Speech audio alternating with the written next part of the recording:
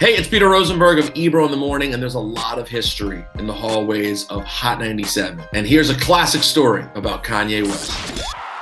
Go back to like 2007. Ebro's the program director at the time, and he brings me up from DC, where I was out of work, but I had been on the radio and working down there.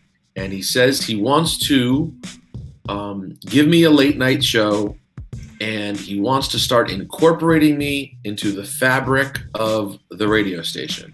I remember him using those words. Yes, Hot 97, where hip-hop lives. My name is Peter Rosenberg, hanging out at Smirnoff in the Mix here at Arena, New York City. My man, my brethren, Ninth Wonder. I'm not answering any Little Brother questions, thank you. About Little Brother. He puts me on a weekend morning show with a guy named Cypher Sounds. I was like, hey, Cypher, if we're going to do this show, we should just go record other stuff in the studio next door, and we can put it out as a podcast. Cypher definitely suggested the name Juan Epstein, and we interviewed a lot of people. Jay-Z, Questlove, and Chris Rock, and Childish Gambino, and Tribe Called Quest. I remember hearing that Kanye West was going to be at the station doing an interview with Angie. Cypher and I had asked to get him for our podcast, and we were told, I think by the label, we could get him after he was with Angie, whatever. Also, we were in the middle of shooting our TV show for Hot 97. This is Hot 97 on VH1. I've had multiple run-ins with Kanye. They're all weird. The first time I interviewed Kanye, I waited for him outside in the station for Angie to be done.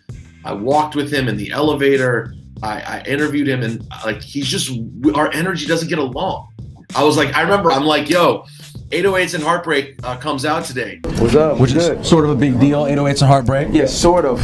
Sort of a big deal? I think kind of a big deal is a compliment, and sort of isn't. No. And then I was like, are you ever going to do a song with DJ Premier? He's like, well, I did do a song with DJ Premier.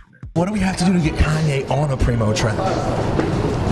Oh, you mean you talking about like the Nike song we did? Well, exactly. Yes, you have been on one. That's right. My bad. A record that I played heavily. There was the time I interviewed Drake backstage at SOBs, and it was Drake's big SOBs debut, and I was hosting, and I got to interview Drake. To this day, the only time I've interviewed Drake. And Kanye walks in the middle of the interview, which is like also very Kanye. Like, whatever. Normally, I would be mad about someone interrupting my interview, but it's Kanye. Peter Rosenberg, man. How are you? You don't know Kanye? Do you know who I am, by any chance? Yeah. Y'all have a request for T-Pain Flight School and Kanye West. We're not playing that tonight. I know you are. On this occasion, though, I wasn't sure if he remembered any of that. Honestly, like with people as big as Kanye, I kind of go under the assumption they don't know who I am. And even though I know at this point, based on how many times he's been obnoxious with me, I know he does know who I am. But still, I just look at it as he's Kanye West. I'm lucky enough to interview him. I'm going to just be a fanboy. And that's basically what the interview was. It was like really just wanting to be a fanboy and ask questions. And Cypher and I talked beforehand about like, we're not doing fashion talk with Kanye.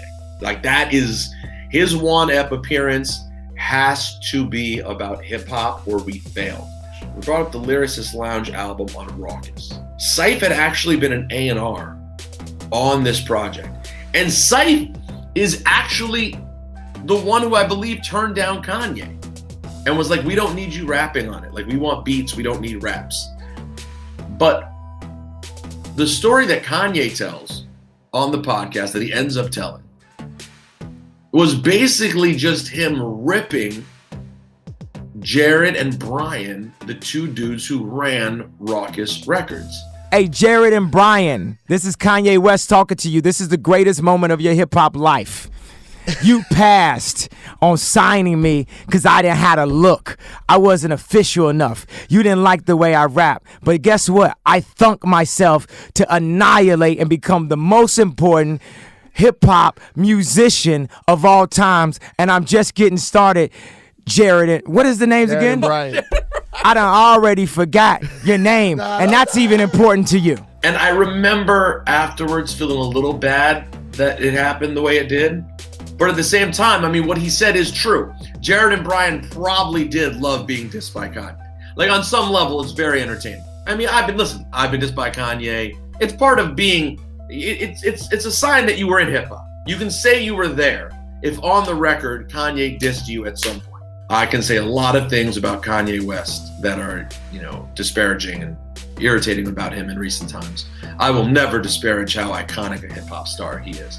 So anytime you have, time with him, it's special to get, because he's an absolute icon in hip hop, regardless of where he may stand for us now, socially, politically, etc. So that was a big moment in One Ep history. Wish it had been longer. Wish we'd been able to talk more in detail about hip hop, but I am happy we got what we got.